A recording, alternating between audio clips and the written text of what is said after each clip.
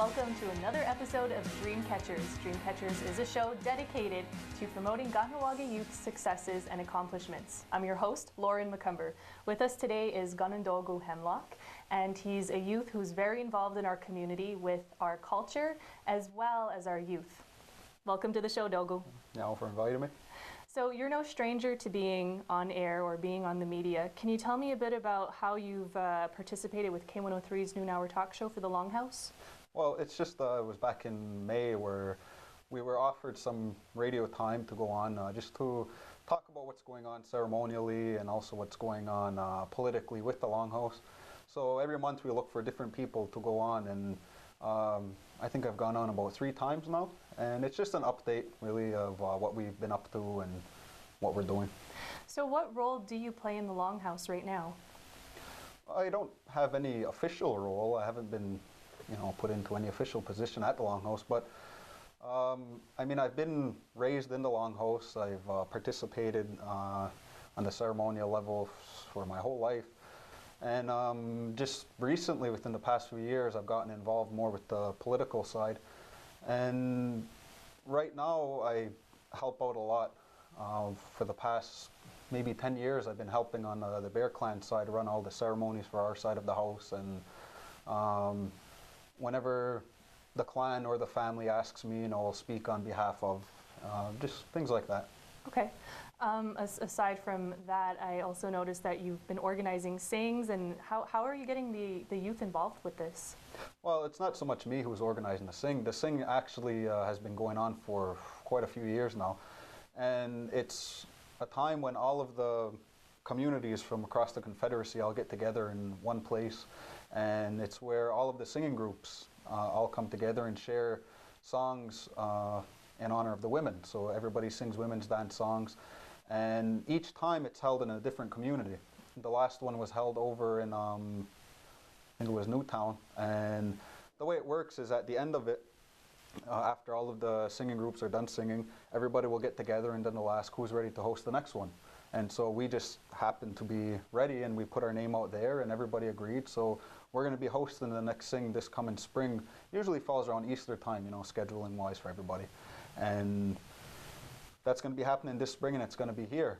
And so I've been trying to get the youth more involved with that too within the past few years, and we've been traveling to the sings with the students from the survival school, and they've been learning our traditional songs and everything, and it's just good to get them out there too, meet other people from other communities. Mm-hmm.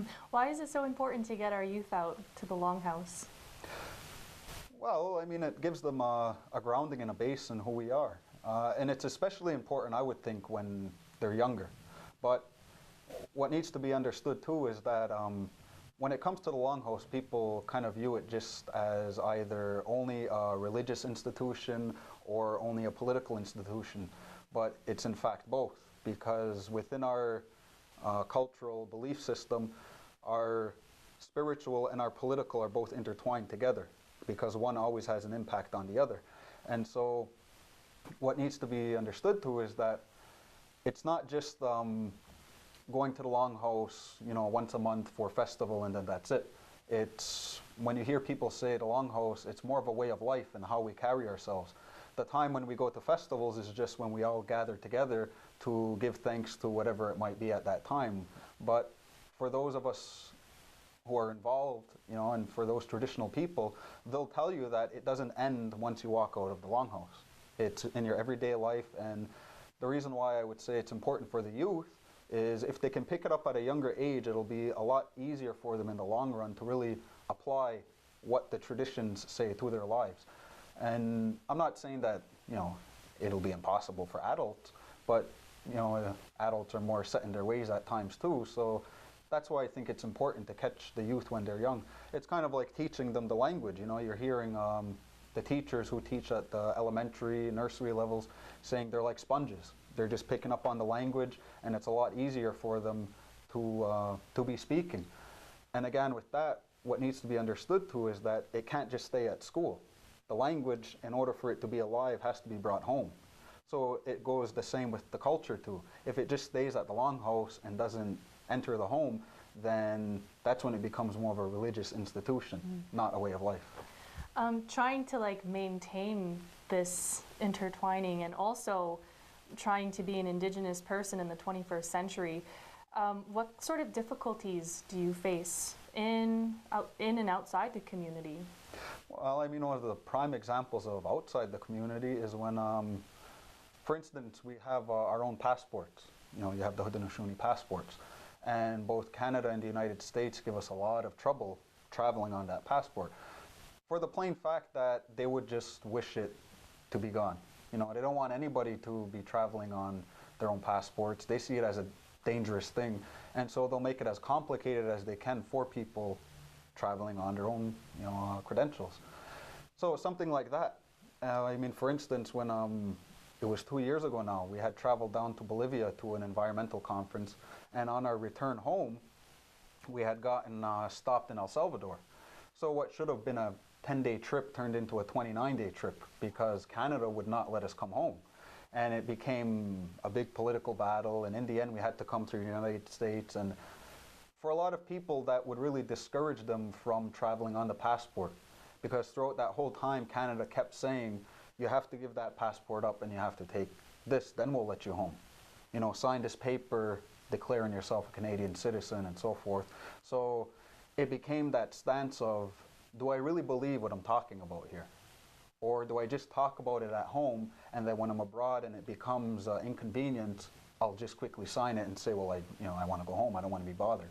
And so that's where, within the community and outside of the community, you know, it carries on. No matter where you go, this is who you are. You know, I can't say it in one place and not be it in another. Mm-hmm. Have you ever gotten any sort of negative criticism from people in Kahnawake about your strong position in the Longhouse and its values? No, but I mean, are people generally more supportive? Within recent years, you can hear people are more supportive, and if there is any negativity, I haven't personally heard it in the sense of like, what are you teaching the language for? What are you living that way for? Nobody has ever said it to me personally within recent years, but I remember growing up that I wasn't able to identify it, but I knew that there was something wrong with it, because as you're growing up and you hear, say, you know, you're a teenager and somebody starts speaking the language, or they're saying, I'm going to the Longhouse or something else, you'll hear somebody else make the comment like, oh, you think you're native, or easy big chief, or you know, things like that. And as I started to get a little bit older, I stopped hearing it, but that sentiment was still kind of there with people, where it's like there's that discomfort when hearing the language outside of the context of a classroom or a Longhouse or things like that.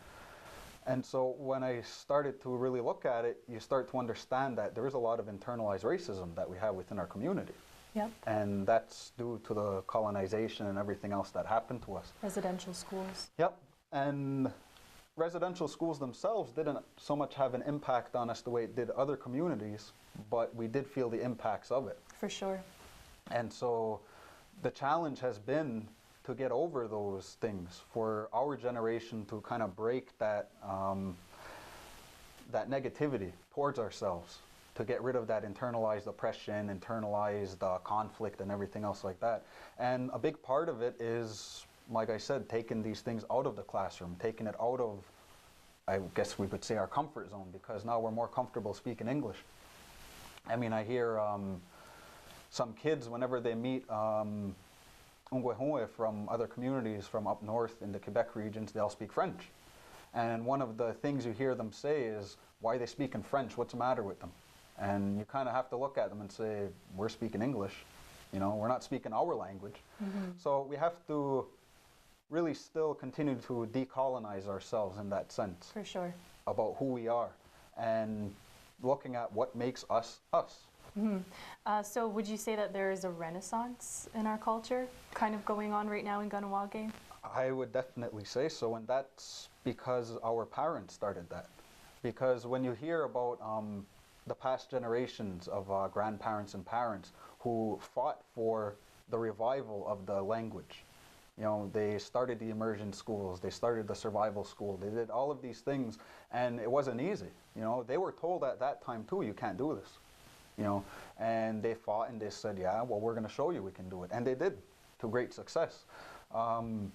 now we have travelers from all over Indian country, out from Hawaii, New Zealand, all different areas coming here to see what we're doing with the language. Because whether we know it or not, we have a good name internationally when it comes to language revitalization, pushing things through politically, all while it's coming from our national and sovereignty standpoint. Okay, well, we're going to take a break, but we'll be back right after these commercials. Stick around.